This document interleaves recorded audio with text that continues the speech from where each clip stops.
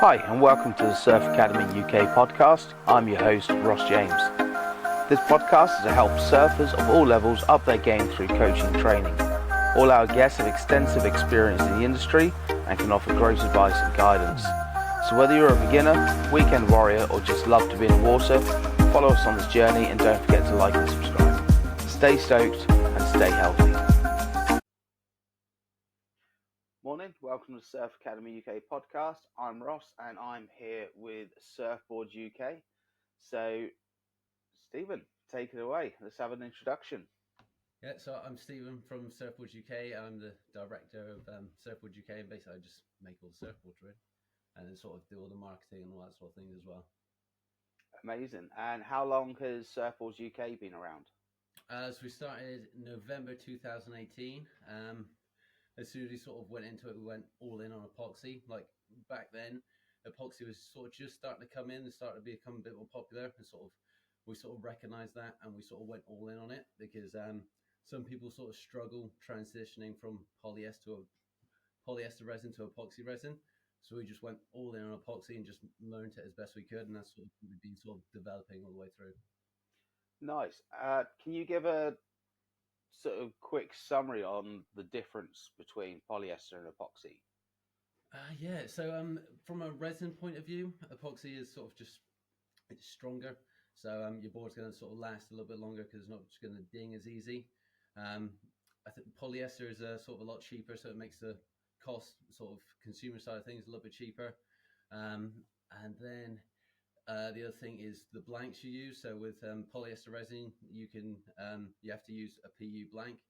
If you try to use polyester resin on EPS blank, it will sort of melt the core. So when you're sort of repairing boards, that's sort of something you sort of need to be aware of. But yeah, for the most part, in my opinion, and sort of just kind of is what it is. Like epoxy is just a better resin, but you've got the difficulties with it in terms of you have to use EPS, and then that's sort of a different material. So it's a sort of a bit of a learning curve with it. But when you can get it to work, it's a stronger resin, and you get a bit more of a durable product because of it. Nice. And how would you find the performance side of it? Is there much difference between riding your typical PU board compared to riding an epoxy? So if you had two boards, for argument's sake, they're both a 60, 19, blah, blah, same dimensions, same shape, what would you say the difference would be? It's really difficult. It's actually something we've sort of recently in the last 6 months or so really started to look into. So we've basically sort of been able to figure out this number that we can sort of calculate and determine within the surfboard, and we call it the SEWP, which is the speed of elastic wave propagation, which is basically how quick the board will sort of react. So like as it sort of deforms, how quick it comes back up. And in general, what we found so far is sort of polyester boards tend to be a lot sort of lower and slower, and then epoxy boards tend to be a little bit faster. There are obviously some differences depending on manufacturers. I haven't really been able to sort of like determine that number within different manufacturers yet because it's still sort of fairly early days. But what we have sort of been able to determine is, because we're sort of able to calculate and figure out that number, we're then sort of able to isolate it within a surfboard and actually make 7 different surfboards, all identical in every way, apart from a different sort of speed of how they react. And so we're sort of learning quite a lot now about sort of the differences in that speed. And that's something we've sort of been working with Ben, who you had on, and he's been sort of our outside perspective sort of thing, because obviously got a bit of an internal bias, so we wanted someone from an outside point of view whether he sort of could sort of see where we're coming from. So that's sort of coming on really well. And then in terms of I think did I answer your question, or I feel like I've gone off on a tangent? Yeah. The only other one I was going to ask was in terms of flex. So is there much difference with that between the two resins? Yeah, so I think it's similar to sort of the SEWP number. I'm not quite sure on their relationship, but I think it's somewhere similar. I'm not 100% sure on that, so it's difficult to say. I think it's more. It might be something more like a feel factor, so you can sort of feel it, and maybe it's difficult to sort of confidently sort of say. I'm quite like a black and white person, so if I don't know 100%, I'm sort of I'm not entirely sure sort of thing. That's cool. I mean, I had to go on one of your boards last year. I was working with Chris Ray up at Harlyn, and so we had Oh, the awesome. small cribby boards. Yeah, which one? I I never got to ride this one, but I really wanted to have a go in it. I think it was a six, maybe 6'4". It's a black resin job with like a marbly gold Yeah, yeah, another design on one. it. Yeah, that looked super fun. Yeah, To be honest, because I had such short amount of time between lessons, it was more a case of there's the foamy and it's Harlyn. We'll just jump on that. But yeah, I think next time I'm down that way, if the season's in full swing, I will try and definitely have a go on that little thing. I did have a go on one of the mini mouse. yep, It was that sort of pinkish white. yep, I think it was a yeah. seven I think I four or know one. 7.6 thruster. Yeah, Um, that rings a bell. Yeah, yeah, that was super fun. I do. Nice little sort of rounded tail, nice round nose. Yeah, Um, and I suppose you could have potentially put a couple of uprights in it, had it as a twinny, yeah, maybe a little 2+1 with the trailer, say. But I found it was really nice to just be able to stroke so comfortably into a wave, especially a wave like Harlan, where unless it's absolutely macking, it can be quite a fat wave, especially on the higher tide. So yeah, you yeah. want that bit extra float, don't you? And I Absolutely. think having that epoxy there definitely does make a difference. Um, I've touched on this with Ben actually, and then with Luke as well. There's a lot of things to consider, isn't there, when buying a board? People, the last few years especially, and myself included, I went down this whole route of my volume number is, Yep. but it was interesting, and I was talking to Luke. I had one of his old boards called the Heart Attack, and it was 5'8", sort of a rounded sort of nose, almost like that lighter coloured one Hmm. in the background there. But as Luke said, the Y point was quite far forward, almost under the chest. So you had a much longer rail line cutting into quite a narrow swallowtail. But it's quite thin. So in terms of volume, it probably wasn't much past. I'd probably at a guess say 28 to 30. Now I'm usually between 80 and 90 kilo, depending on how much training I'm doing, and I'm only 5'7", so I'm quite a stocky guy. Hmm.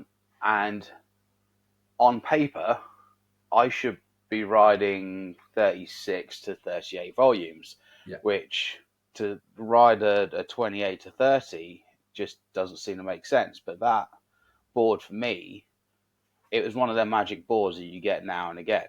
And it's definitely a regret getting rid of that one. Um, but at some point, I'll have another one in the quiver.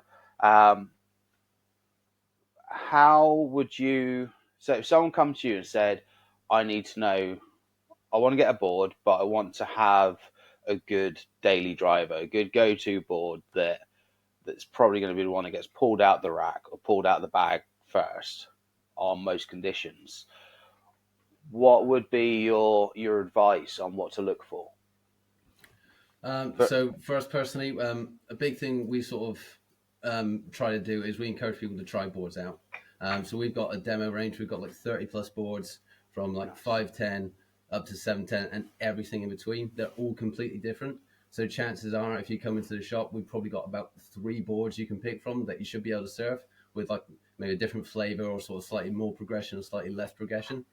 So I really sort of push that sort of thing to get people to try it out because it's so difficult to for one the customer to like present the information in a way that I understand it, and then for me to interpret that information correctly, and then you've got egos that get in the way, and it's pretty much impossible. Like it doesn't matter how good you are if they're sort of lying about what it's saying. Well, not lying, but it's just how they feel. So a classic example, which is just always the case, where it's like, okay, so what sort of size waves do you normally surf? And like, oh yeah, I take my foamy out when it's 6 foot.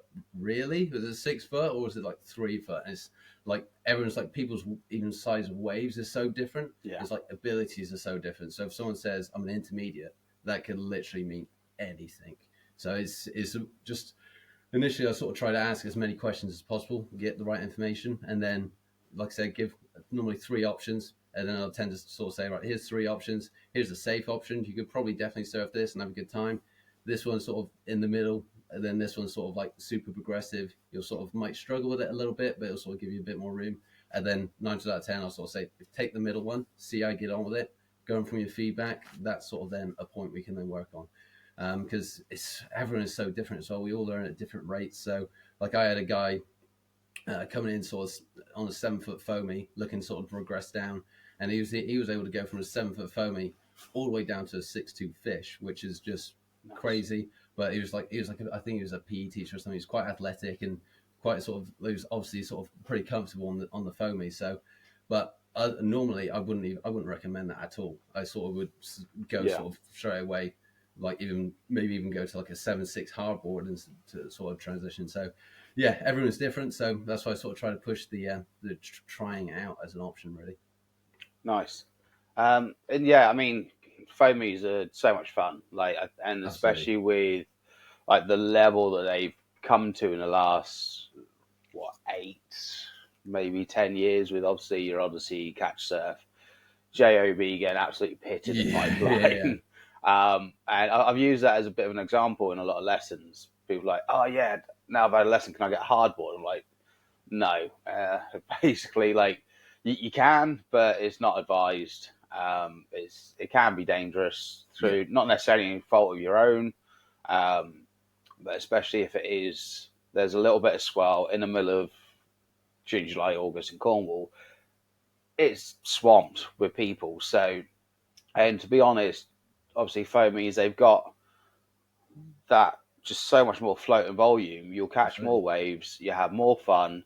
The more waves you catch, the sooner you'll progress. 100%. That's the way I look at it, isn't it? It's not taking any shortcuts. If anything, a foamy is a shortcut, especially if you do sort of go all in, you spend that extra bit of money and you get yourself a performance foam board.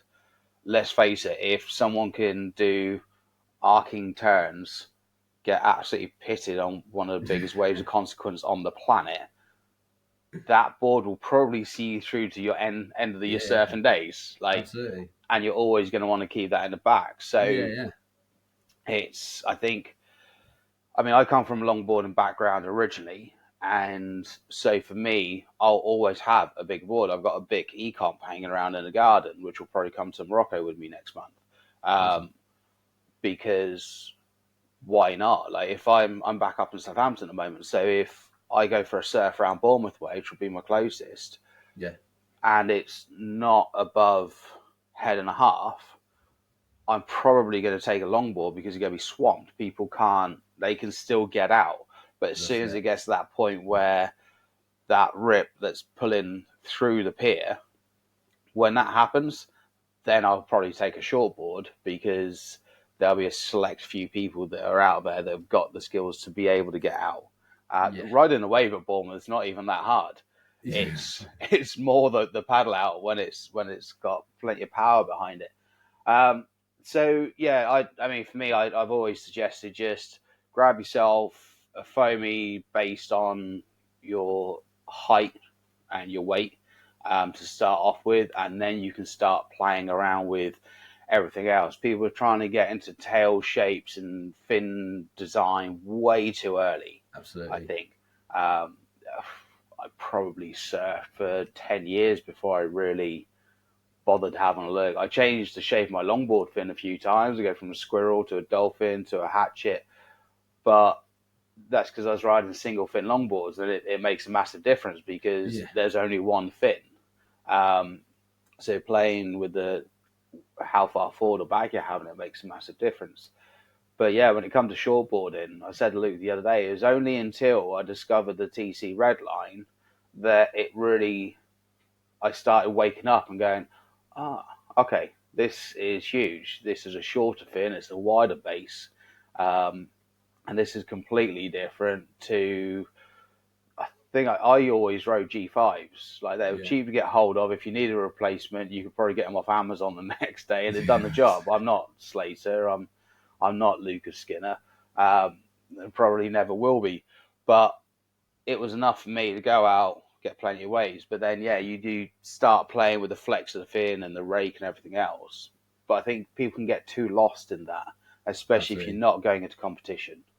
If you're not riding waves of consequence, then just go out and have fun. So, 100%.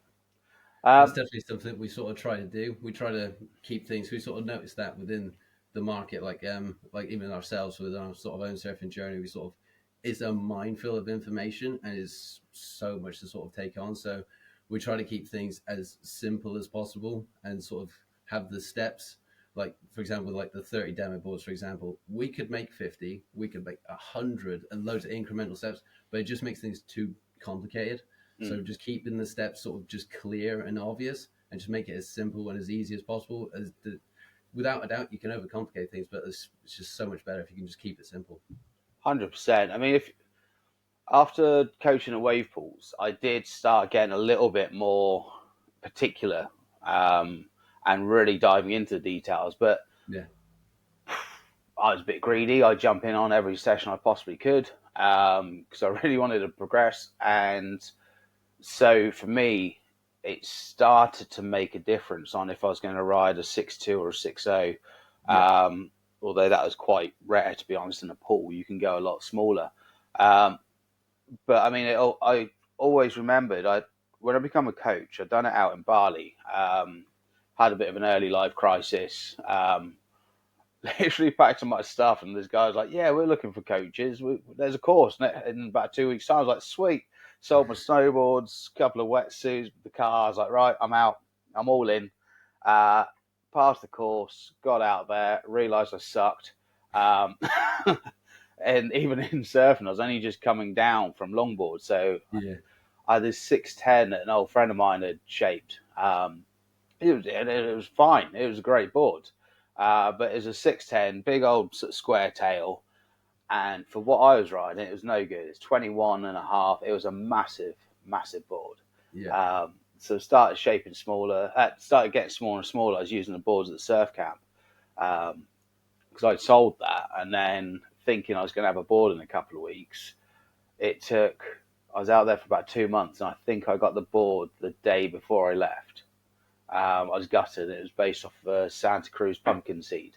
Um, a really fun board. But I remember there was this guy from Sweden or Switzerland, Mateus, uh, big bodybuilder. Like the guy's an absolute tank. yeah, And bear in mind, this was April 2011, right? Um, and he already had the Kelly Slater cap, so Kelly 11, because they reckoned because of his start to the year, the chance of him winning his 11th world title was there. I think, or he yeah, might have already had it. But so he rocks up with a Al Merrick t-shirt, Kelly Slater trucker cap, and three Channel Island boards: nice. a 6.1, a 6.2, and a 6.4. And there was hardly any difference between them. And I Right. looked and thought, one, the smallest board you need to be on right now is a 6.6 with probably about 42, 44 litres of volume, because Yeah, you right. must be 120 kilo of just pure muscle. Didn't Yeah, move well. And we went out at Gregor Beach one day, which I don't know if you know it, but it's a bit of an outer reef. You can right. paddle out, you generally get a boat. Really fun wave. And he was sat out there. Well, he sat in for a minute trying to decide what board to take to start off Yeah, with. It was probably shoulder to head high, nice clean right. I took a mini mal out because I was just playing around. I got told it was going to be small. It was a bit bigger than I thought. I ended up creasing the board actually. But oh, no. yeah, I got given the worst, most stress fractured fish I'd ever served. It's called a wet dancer.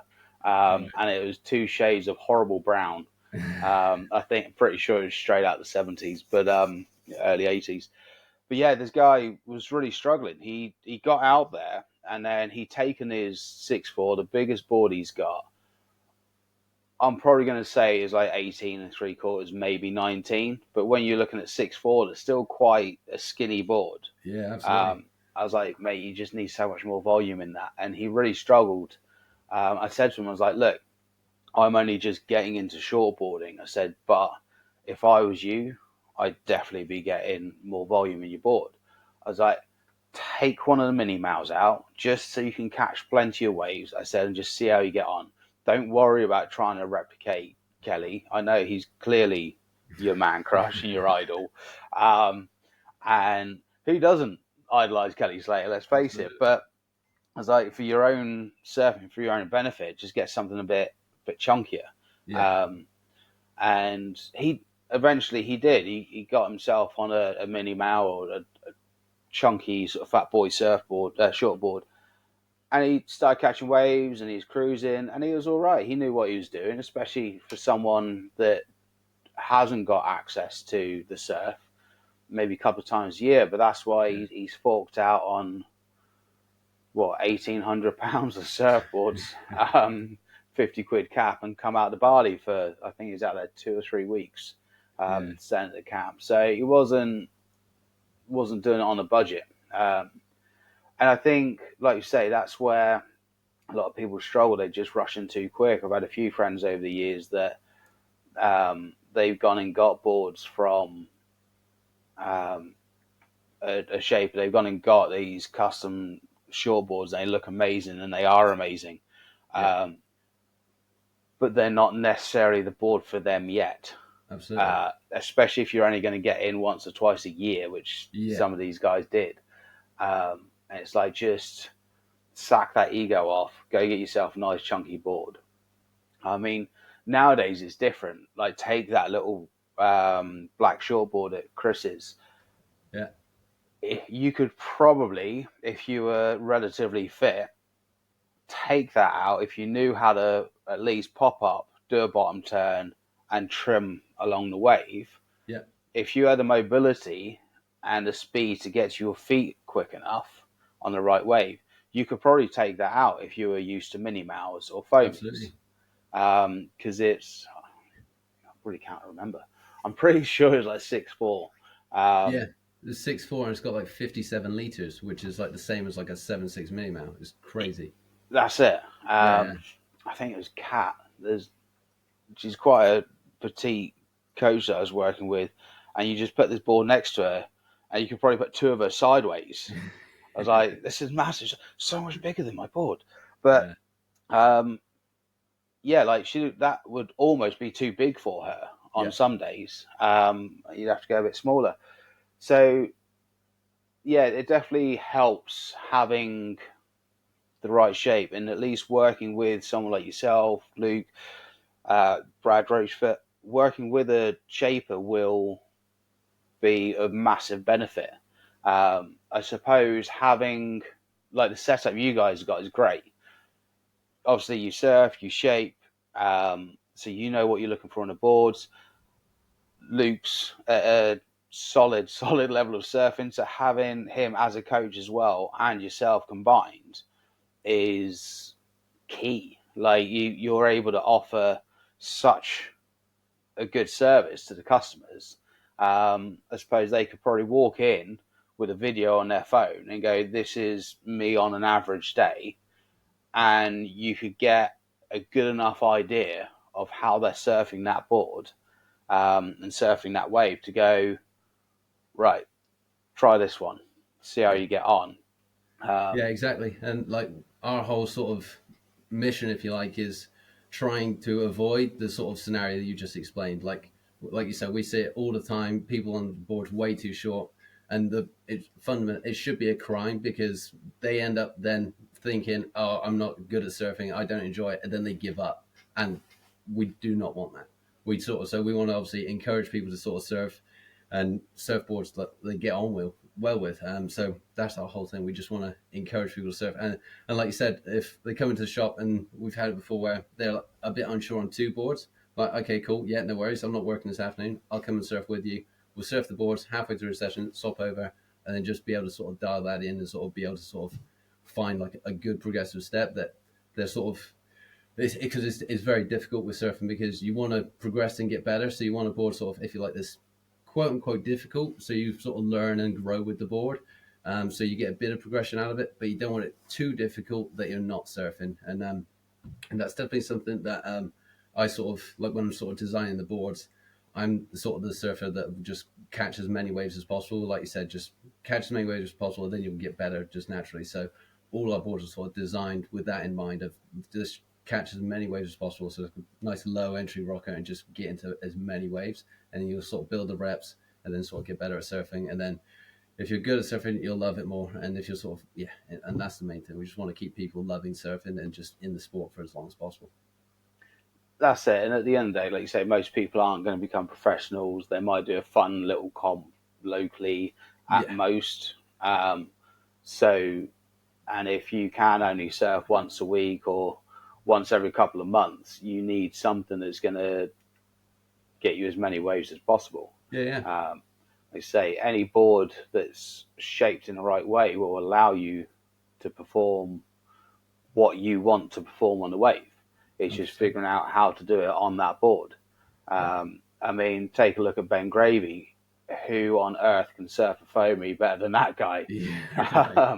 So, and he's doing carbon 360s and air reverses, and you're like, all right, what's my excuse? Like any board, people are airing longboards now. You're like, okay, it's me. It's not the board. So yeah, it's just figuring it out. I think that's where coaching will complement what you guys do as well. One thing I learned way too late was nailing a bottom turn. Like a lot of people will just assume, I need to do this to go along the wave. But you don't. You do that. It's got nothing to do with the main wave itself. That maneuver is setting up your next maneuver. And so if it's probably not the best way to explain it, but if you're doing it right, you're going to do more maneuvers. So you're going to come off the bottom, and a lot of people will have the board facing it, say like a 9-10 o'clock position. So you come up, you face 9-10 o'clock, and then come up the wave. Whereas that's all right if you need to do a quick cutty, but if you're trying to do a re-entry, a snap, anything like that, a more radical lip maneuver, you want to be hitting 11-12 o'clock. Clearly, I haven't got the angles right on the webcam here. But yeah, getting the 11-12 o'clock. And then as it's coming up here, as your front foot just comes above the lip, that's when you want to be getting your turn in. Most boards will allow you to do that, especially if there's a bit of punch behind a wave.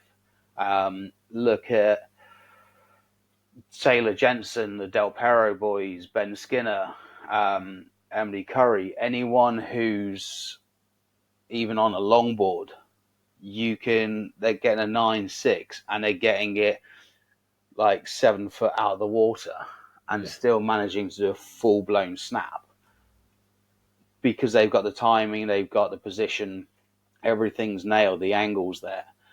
So by focusing just on your bottom turn, your surfing is probably going to improve tenfold in a matter of a session or two, especially if you're working with a coach doing, who was I talking to the other day? Martin Dunn. And he was saying how his students will go out and they'll get 6 waves or 40 minutes, whatever comes first. Hopefully there's 6 waves. And then they come back in, he'll go through and go, right, do this, do that, or don't do this, don't do that. Send out with just a small piece of information to work on immediately. And then go out, get another 6 waves, come in. Do we need to really look at that? No, you've pretty much got that. Okay, so now do that and, I don't know, whatever, rotate your head a little bit more. Off you go get another 6 waves. So in the space of, say, an hour and a half session with a coach, especially at Martin Dunn's level, you are going to benefit so much more, and you're probably going to get maybe a year's worth of experience in that 90 minutes, like especially if you're comparing it to surfing on your own. maybe a few YouTube videos as your teacher, old YouTube University. But so, yeah, by being able to go, okay, let's have some coaching sessions with Luke. Right, I've had 2 or 3 sessions now across a month or two. I've had time to go away, work on this. Now I'm going to unload 3, 4, 5, 600 quid, whatever the board's going to cost. And I'm going to get to have a chat with Luke and Steve and go, right, you'll turn to Luke and go, how's a bottom turn? How's their paddling? Blah, blah, blah. Yeah, I think they need X board, or one of these 3. Exactly. And at that point, you can go, well, that one looks pretty. They all work for me. That one's the shiniest in my mind. That's what I want. Yeah. So, yeah, it's definitely, you don't want to come down too quick. Yeah. People always want to progress too fast. Like you said about the bottom turn, people quite often skip out of the bottom turn because they want to do the big turn at the end of the section, and they're just skipping those small steps. And it's the same with surfboards. You got to do all the small steps, and then at the end, you'll get a better end product. That's it. And I think, and I know it was definitely something I was working on and was at fault with for years, was surfing too flat and not getting on rail. Yeah. Especially coming from a longboarding background, classic inland surfer, watching too much Big Wednesday, listening to September sessions and all that sort of stuff. It's like, yeah, man, in it for the soul and blah, blah, blah. Still am, but I've learned that by getting on rail, whatever board I'm on, you're going to open up so much more fun. Like it's great cruising on a log. I absolutely enjoy it, and on the right day, I'll do it. But that's probably not going to be a 4 to 6 foot day of fish trawl necessarily. So I think if people can learn to sort of get on rail a little bit more, it's surprising how much that opens up. But again, you're not going to learn that until you've nailed the bottom turn. Yeah. Which, so yeah, if people haven't got the hint already, sort the bottom turn out.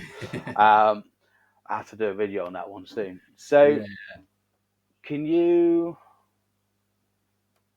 for an average surfer, say they get in maybe once or twice a month, what would you suggest if they were going to have for the daily driver? Would you say if they were looking at your 510 Potatonators, Machado Cardos, that sort of thing, Yeah. what would you advise them with? Because yes, they could probably catch a wave on a 34-litre board, but if you're looking at, for example, I know someone 5'9", 5'10", around 75 kilo, maybe 80, your average sort of semi-active person, or probably guide on them stats, what would you say to particularly look for in a board? So it's one of the questions we sort of ask in terms of when if someone comes in, we'll ask a question just to sort of understand their ability. And one of the questions is how often do you plan on surfing, because that is going to dictate sort of how much of a step, if you're looking sort of to progress down or whatever, is how much you can take depending how often you're surfing. Because you're in every day, your fitness levels stay high, you're sort of naturally going to progress a lot quicker. But I mean, as well as I do, as well as most people do, as soon as you don't go surfing for a month, the next session, your shoulders are destroyed. It's just not a good time. And if if you're only surfing once or twice a month, you need to sort of allow for that. And so typically you go bigger and go a little bit more forgiving, just to keep you in the water. So when you do go back in the water and you're not quite paddle fit, maybe it's going to winter as well, so you got a thicker wetsuit as well, you sort of just need that extra little bit of volume, a little bit of length, whatever it may be, just to give you that bit of forgiveness to keep surfing enjoyable. But obviously you still want to progress, so you've got to have just finding that balance. And that's what a lot of sort of just surfboard sort of shaping and everything is. It's just finding a right balance. It's a constant give and take about sort of like the classic sort of thing is like people want a board that's easy to paddle out, but they want a board that'll catch waves. So it's like, well, you got to pick one. You can't have both, because a board that's going to catch waves is going to be it's going to be a longboard, for example, but they're going to be really difficult to get back out because you've got all that volume and all that sort of stuff. So it's just finding a balance. And yeah, if you're not surfing very often, just sort of take a little step back and go sort of fairly easy with it. Cool. So let's have a look at your process, just so people have got an idea of how it play out. So I'm coming in, I'm looking for a new board. Again, it's probably going to be my UK board. That'll be the one that's always in the back of the van or in the car. I'm 90 kilo. I can surf, let's say high intermediate. I'm not going to be busting airs. I'm 40. I've had 2 knee ops, and I landed one once, and I'm pretty sure it was by accident. But yeah. However, I'm quite a powerful surfer. I can go out in most conditions in this country, other than cribber. So I walk into the shop. I'm like, all right, Steve, I'm looking for a board. I normally ride 6.0 by 19 and a half, maybe 20. My step up is a 6.3 rounded pin, around 36 volume, and I'm looking for something that I'm going to take out in most conditions.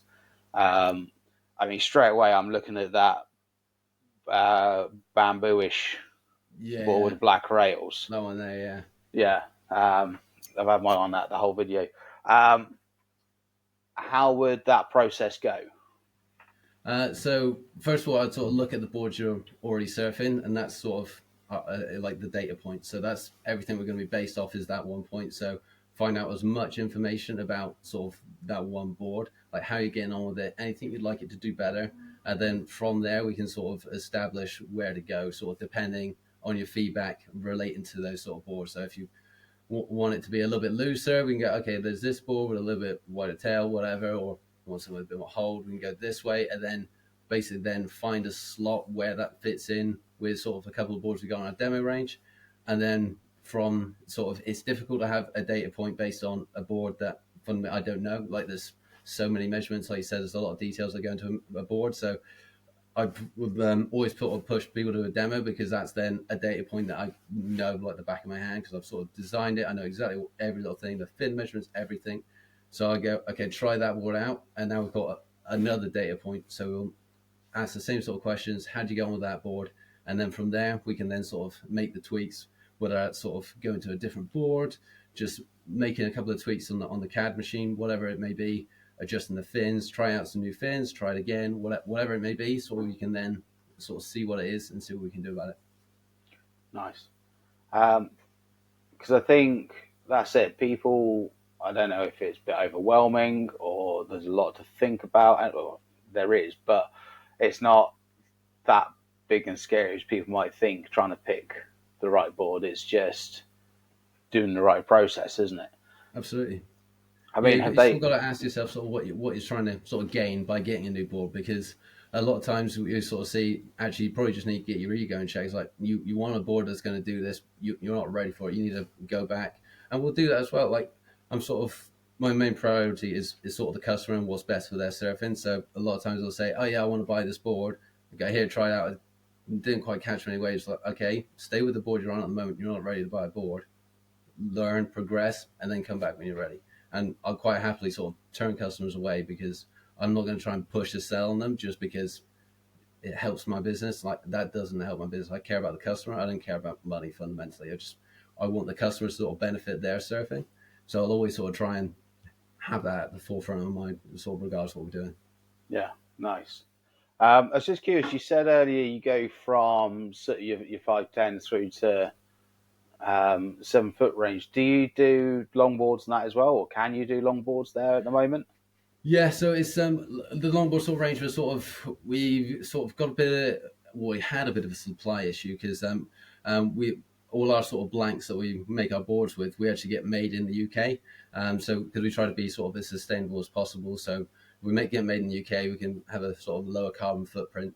And that allows us to also sort of work with manufacturers, so we can send all our waste and they'll recycle, like even the foam dust from the shaping, everything gets recycled.